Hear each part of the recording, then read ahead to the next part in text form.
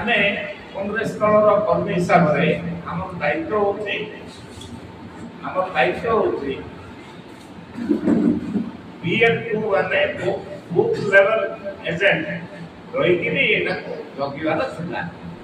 ଆସିକା ନିର୍ବାଚନ ମଣ୍ଡଳୀରେ ଭୋଟର ତାଲିକା ସଂଶୋଧନ ପାଇଁ କଂଗ୍ରେସ ପକ୍ଷରୁ BL2 ମାନଙ୍କୁ ନେଇ ପ୍ରଶିକ୍ଷଣ ଶିବିର ଅନୁଷ୍ଠିତ ହୋଇଯାଇଛି। ଯୋଗ୍ୟ ଭୋଟରଙ୍କ ନାମ ତାଲିକାରେ ସାମିଲ କରିବା ସହ ତ୍ରୁଟି ସଂଶୋଧନ ଓ ମୃତ ଭୋଟରଙ୍କ ନାମ ବାଦ୍ ଦେବା ପ୍ରକ୍ରିୟା ସମ୍ପର୍କରେ ଏହି ଶିବିରରେ ତାଲିମ ଦିଆଯାଇଛି। ଆସନ୍ତା ନିର୍ବାଚନକୁ ଦୃଷ୍ଟିରେ ରଖି ଭୋଟର ତାଲିକା ସଂଶୋଧନ କାର୍ଯ୍ୟକୁ ସୁଚାରୁ ରୂପେ ସମ୍ପାଦନ ପାଇଁ ଆସିକା ନିର୍ବାଚନ ମଣ୍ଡଳୀ କଂଗ୍ରେସ ପକ୍ଷରୁ BL2 ମାନଙ୍କ ନିମନ୍ତେ ପ୍ରଶିକ୍ଷଣ ଶିବିର ଆୟୋଜିତ ହୋଇଥିଲା। ବର୍ତ୍ତମାନ ଯେଉଁ କାର୍ଯ୍ୟ ଚାଲିଛି ଯେଉଁଥିପାଇଁ ଆଜିର ସଭା ହେଇଛି BL2 ଭୋଟ ଲିଷ୍ଟର ଯେଉଁମାନେ ବୁଥ୍ ଲେଭେଲରେ ଦାୟିତ୍ୱ ଥିଲେ ବୁଥ୍ ଲେଭେଲ BL ଶିବିରରେ ଭୋଟର ତାଲିକାରେ ନୂଆ ନାମ ସାମିଲ, ତାଲିକାରେ ଥିବା ତ୍ରୁଟି ସଂଶୋଧନ ଏବଂ ମୃତ ଭୋଟରଙ୍କ ନାମ ବାଦ୍ ଦେବା ଭଳି ବିଭିନ୍ନ ପ୍ରକ୍ରିୟା ସମ୍ପର୍କରେ ବିସ୍ତୃତ ତାଲିମ ପ୍ରଦାନ କରାଯାଇଥିଲା। ଶିବିରରେ ମୁଖ୍ୟ ଅତିଥି ଭାବେ ପଶ୍ଚିମ କଂଗ୍ରେସ ସଭାପତି ଦଣ୍ଡପାଣି ପାତ୍ର ଯୋଗଦେଇ ପ୍ରତ୍ୟେକ ଯୋଗ୍ୟ ଭୋଟରଙ୍କ ନାମ ଭୋଟର ତାଲିକାରେ ରହିବା ନିଶ୍ଚିତ କରିବା ଦଳର ପ୍ରଥମ କର୍ତ୍ତବ୍ୟ ବୋଲି କହିଥିଲେ।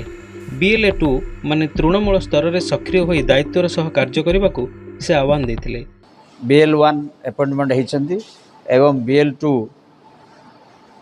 ବୁଥ୍ ଏଜେଣ୍ଟ ଜଗିବା ପାଇଁ SR ଶୃଙ୍ଖଳିତ ଭାବେ କରିବା ପାଇଁ ସବୁ ପଞ୍ଚାୟତରେ ସବୁ ବୁଥରେ ଆମର BL2 ଏଜେଣ୍ଟ ନିଯୁକ୍ତି ହେଇଛନ୍ତି।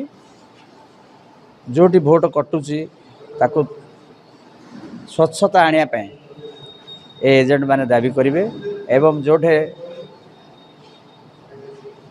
ନୂଆ ନାଁ ଲଗାହେବ ସ୍ୱଚ୍ଛ ଭାବେ ଲଗାହେବ ତା ପାଇଁ ମଧ୍ୟ ପଦକ୍ଷେପ ନେବା ପାଇଁ ଏ BL2 ଏଜେଣ୍ଟ ନିଯୁକ୍ତି କରାଯାଇଛି। ଏହି ଅବସରରେ ପୂର୍ବତନ ମନ୍ତ୍ରୀ ରାଘବ ପରିଡ଼ା ଯୋଗଦେଇ ନିର୍ବାଚନ ପ୍ରକ୍ରିୟାରେ ସ୍ୱଚ୍ଛତା ବଜାୟ ରଖିବା ସହ ଦଳୀୟ କର୍ମୀମାନେ ଅଧିକ ଦାୟିତ୍ୱବାନ ହୋଇ କାର୍ଯ୍ୟ କରିବାକୁ ପରାମର୍ଶ ଦେଇଥିଲେ। ପ୍ରତ୍ୟେକ ଅଞ୍ଚଳରେ ଠିକ୍ ଭାବେ ଲୋକେ ଖାଦ୍ୟ ଜିନିଷ ପାଇବେ, ଶିକ୍ଷାର ବ୍ୟବସ୍ଥା ହେବ ଏବଂ ସ୍ୱାସ୍ଥ୍ୟ ରକ୍ଷା ପାଇଁ ସବୁ ବ୍ୟବସ୍ଥା ହେବ।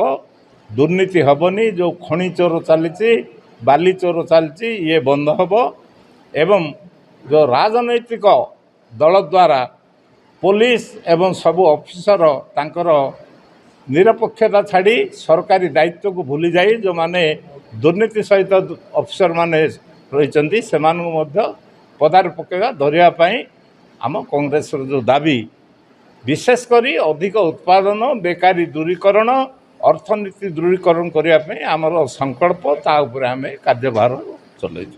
କାର୍ଯ୍ୟକ୍ରମରେ ଆସିକା ବ୍ଲକ କଂଗ୍ରେସ ସଭାପତି ସୁଶାନ୍ତ ରାଉତ, ଶିବଶଙ୍କର ସିଓ, ଶତ୍ରୁଘ୍ନ ପରିଡ଼ା ଓ ବଳରାମ ବେହେରାଙ୍କ ସମେତ ବିଭିନ୍ନ ପଞ୍ଚାୟତରୁ ଶତାଧିକ କଂଗ୍ରେସ କର୍ମୀ ଯୋଗ ଦେଇଥିଲେ।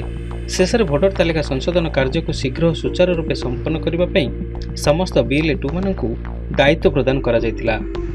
ବ୍ୟୁରୋ ରିପୋର୍ଟ, ବିଚଳିତ ଖବର।